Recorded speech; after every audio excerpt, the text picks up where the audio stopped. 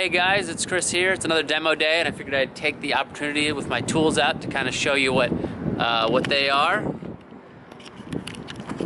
All right, so this first one here, this is an impact driver.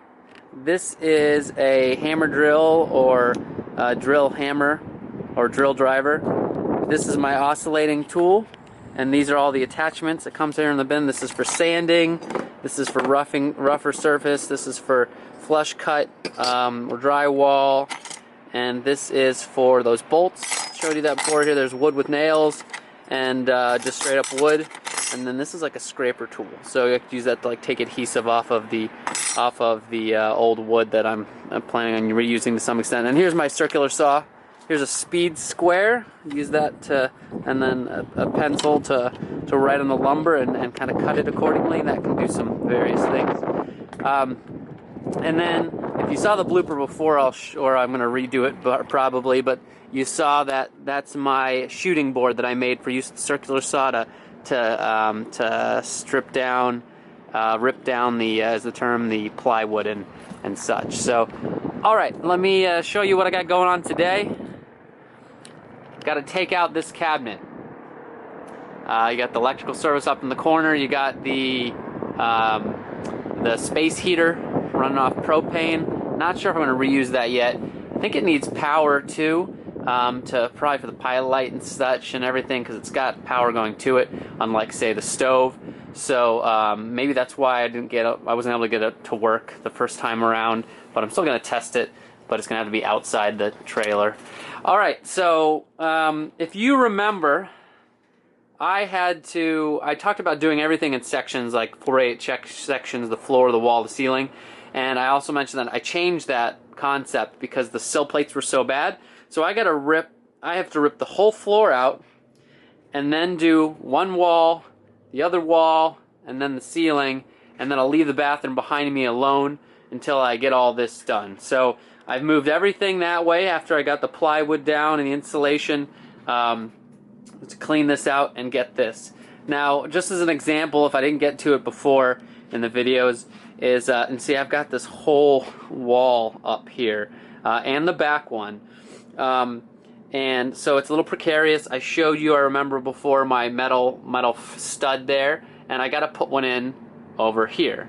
And this is the crucial, why this is crucial is I'm going to have the mini split there, and then I've got the kitchen and everything, so it's going to be on either side, and so that's a pretty crucial part to have that nice additional structural support.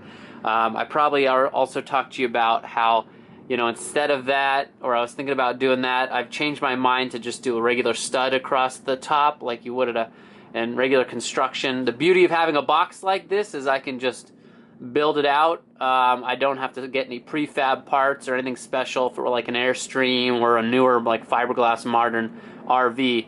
This thing is a build in a box. So anyway, so back to, why I have to do the floor and everything. I talked about the sill plate, and now I'm in a situation where this wall is precarious and the weather's been really bad and windy. If I caught any of that on footage, and I'm going to put for you to show, but I want to get this wall secured as fast as I can. But I realized that, coming over here and where it's going to support, you got the wheel well in the way. So I want to build up over the wheel well to support a stud going up. But what's that going to rest on down here? Well, this is all bad. You got the cross member down here, but this whole piece was rotted out.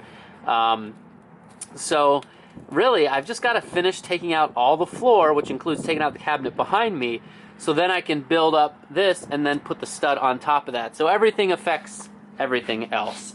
And that's, one of the lessons of this process. And here's just to show you how bad some of this rot is. I mean, this was under the door in that little, right along the bottom there on that lip. So, it was in bad shape. And then you saw some of this before, but here's still, for example, this was all, the floor has been replaced with this piece, so it was all rotted out. So I imagine that it's a little worse under there, but it's an example of kind of the stopgap measures that they took. Here's the bathroom. I've got, I'm 26 P's in now. You got that lit up. It kind of smells like an unattended to public restroom. Not the nicest. I got a little bag of lavender in here. but you can't even smell that anymore. Maybe, but it neutralizes. It doesn't smell bad with the lid down, thankfully. But I gotta empty that thing soon. And then, oh, okay, over here you got this 2x4. I want to put this down and push everything in. The spacing's very important because I kind of keep all the clearances pretty minimal.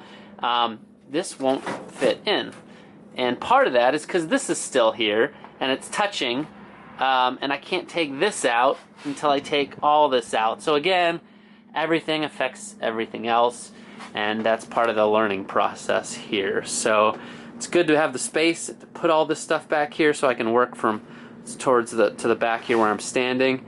And I guess that's it. So let me get to it. I'm gonna do a time lapse now of taking this thing out, and hopefully it won't take more than an hour.